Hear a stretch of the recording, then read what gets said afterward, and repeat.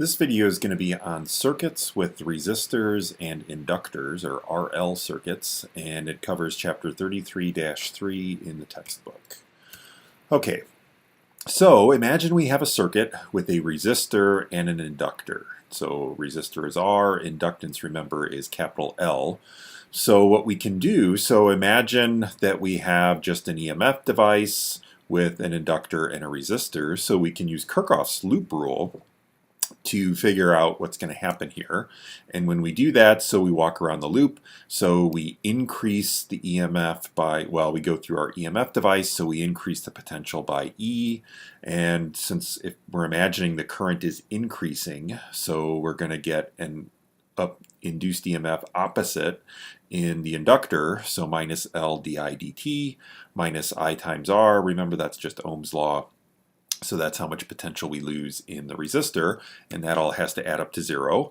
So this is a differential equation. So we've got I, so we need to figure out the function of I, and it's got the time derivative and a term that involves just I.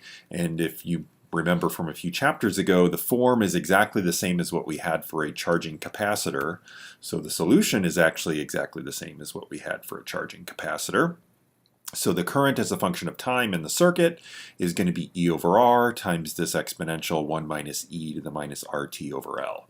And so we can define a time constant, tau, and for the RL circuit, the time constant is going to be L divided by R. So the inductance divided by the resistance.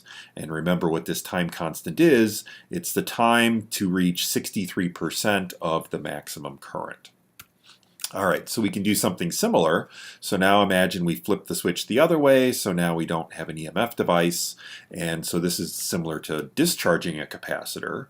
So again, if the current starts to decrease, we're going to get an induced EMF in the inductor, and again it opposes the change, so now this is going to be positive L times di dt plus I times R. And the solution to this looks just like a discharging capacitor. So the current as a function of time is E over R, E to the minus RT over L. And again, time constant is exactly the same. Oops. So the time constant is exactly the same. And again, you can think about it as the time to reach 37%, well, to get to 37% of the initial, or to lose 63% of what you started with.